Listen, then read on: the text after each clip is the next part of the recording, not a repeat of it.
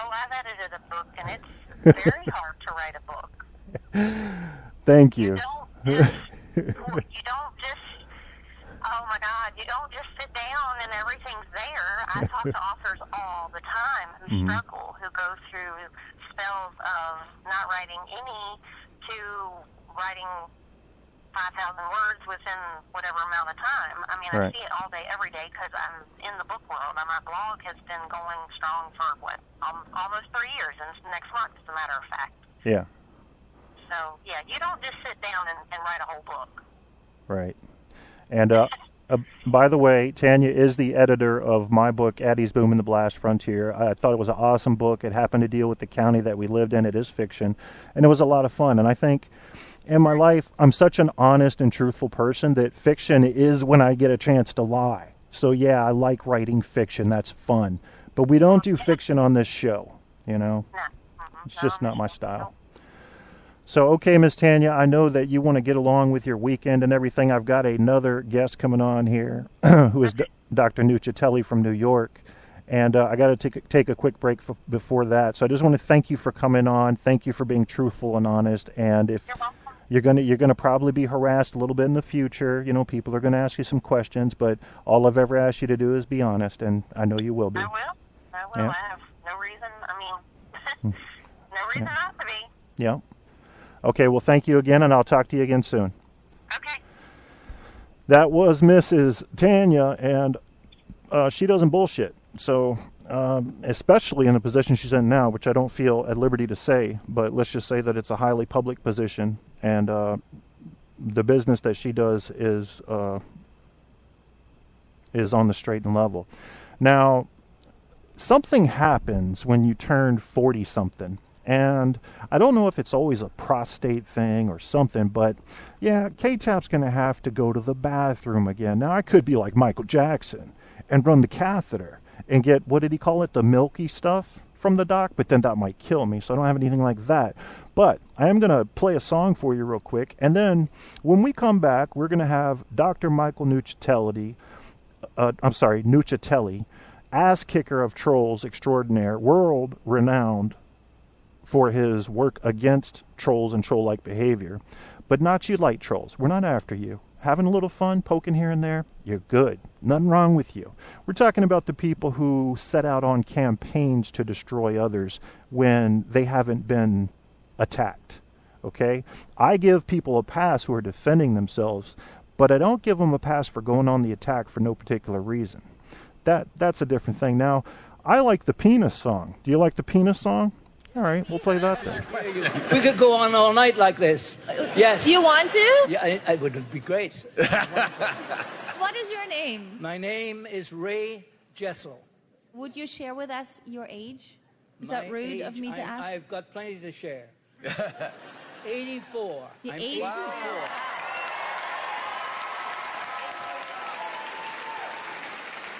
84. Are you excited to be here? I've never performed before judges before. I've appeared before judges before. Ray, what will you be doing for us today? A song I've written. Can't wait to hear it. All righty. Thank you.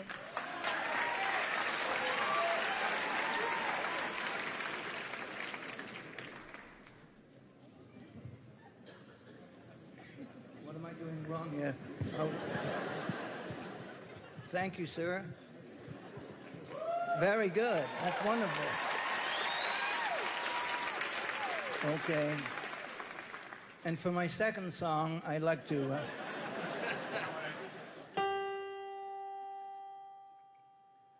I met this girl, and she's just great. This girl I just adore.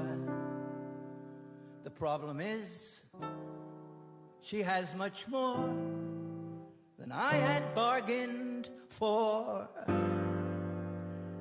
She's got that style, she's got that smile, she's got the walk, she's got the talk, she's got that zing.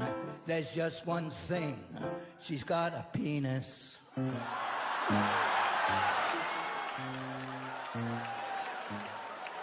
She's got that flair, knows what to wear. She's got that face, that girlish grace. She's got pizzazz. Too bad she has a penis.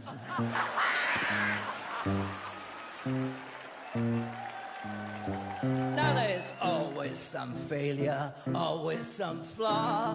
Ain't that what they call Murphy's Law? But male genitalia, that's where I draw the line.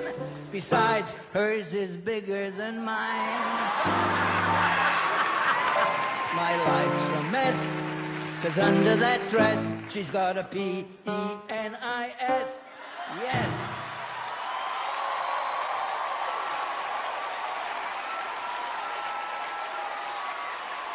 Thank you very much. Great job, Ray. Thank you very much. Ray.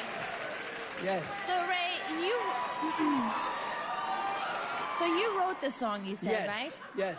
Did that happen to you? Is this a true story and you turn it into a song? Well, actually, something like that happened to a friend of mine. A friend of mine. Oh, I know those friend of mine things, but this is true, actually. You have no idea what you just did in What? my house. My children are all sitting in the audience, and they all will be singing that song later on tomorrow, the next day, the day after. You have no idea. It is a very catchy tune, but I tell them not to say It's a catchy the tune. I like P to write word. catchy tunes. They don't write them like that anymore. Can I tell you something? You know, I'm really thinking you're a breath of fresh air Well, at thank 84 you. years old. When you first got up, I was kind of like, oh, this is one of those acts that are a waste of time. I was going to buzz you, and then all of a sudden you kicked in with that brilliant lyric. And you know what? Good for you. You know, you hear 84-year-old guy. Yeah, I don't think we need to hear the rest of the panel on that.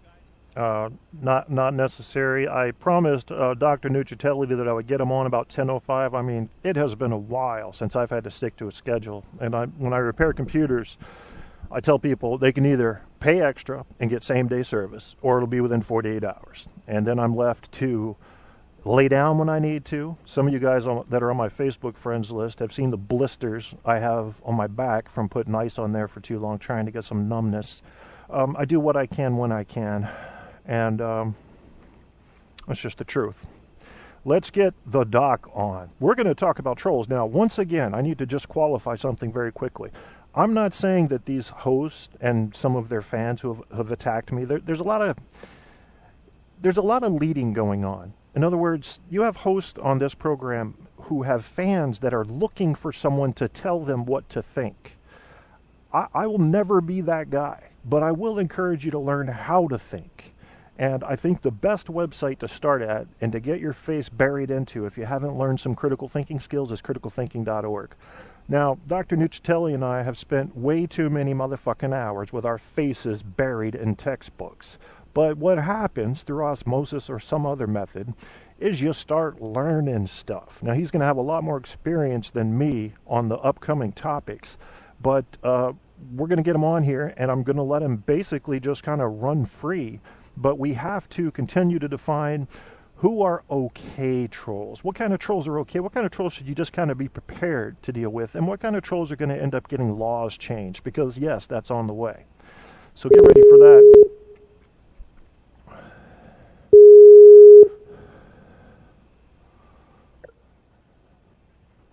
Yes, hello, it's Dr. Nuccitelli. Is this the doctor? This is the doctor. Can you hear me okay?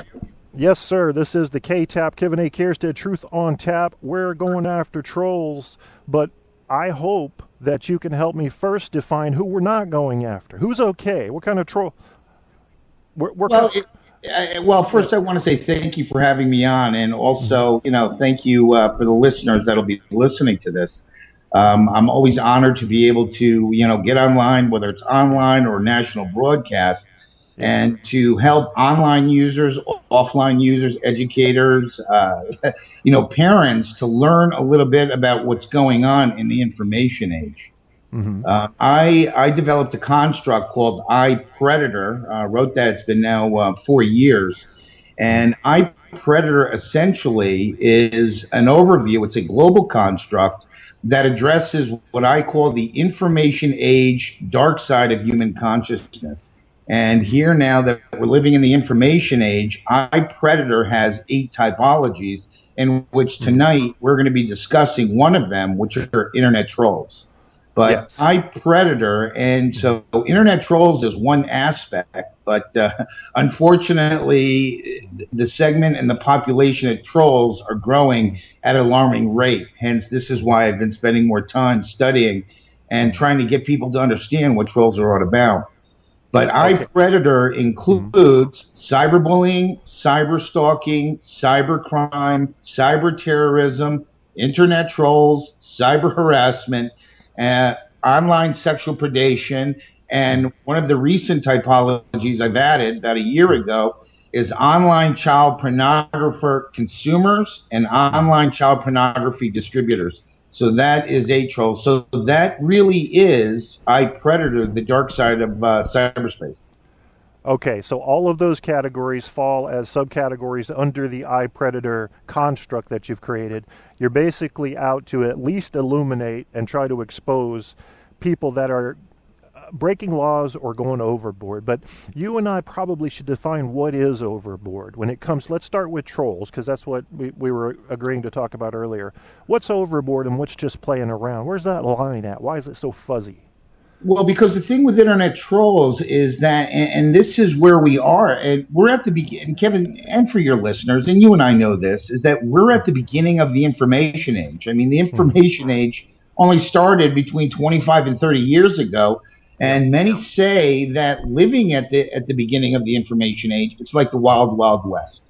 Yep. So when it comes to internet trolls, really, and you know, this is what I participate to with the judicial system and attorneys, is eventually there needs to be some laws that are established. But, you know, so really internet trolls go over the line, and they're growing at an alarming rate is when they engage in exploitation, you know, to the point where they're really abusive of people. You know, they humiliate. And you brought it up earlier in the show, and it's interesting. When it comes to internet trolls, is I break them very simply into 2 categories. You have your classic trolls, which were the trolls that began 5-7 years ago. And as I, you know, and recently Don Rickles, for those, you know, I'm 50 years old, but Don Rickles was just on Jimmy Fallon. He's 89 years old. And that is the best way, and you brought it up, that I described the classic troll. And they're old school, so they were all about teasing, but they didn't go after your children, your wife, your business, your career, and engage in defaming everything about you. That is the classic internet troll. They still exist, but they are a shrinking segment of the troll population. What's happened now is that we're moving into the other class, which we're going to be talking about this evening, which is truly the iPredator, is what I call the predatorial troll. Because it's no longer about, you know, kidding around, teasing, being hecklers, provocatives. It's no longer being about, you know, the metaphor of Don Rickles.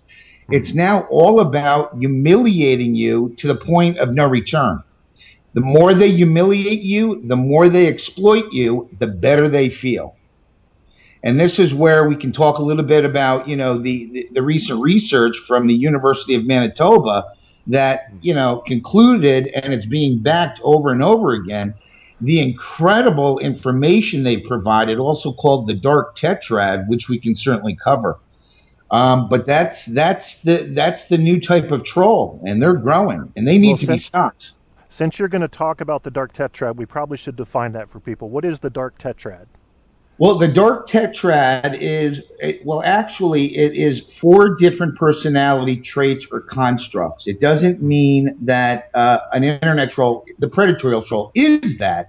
It means that they are on a continuum of severity for each of the dark tetrad traits. And those being is sadistic, psychopathic, Machiavellian, and narcissistic. So University of Manitoba was able to show, and it's being backed by other researching to increase its validity, that internet trolls, not all of them, but many of them, and I have both personal and professional experience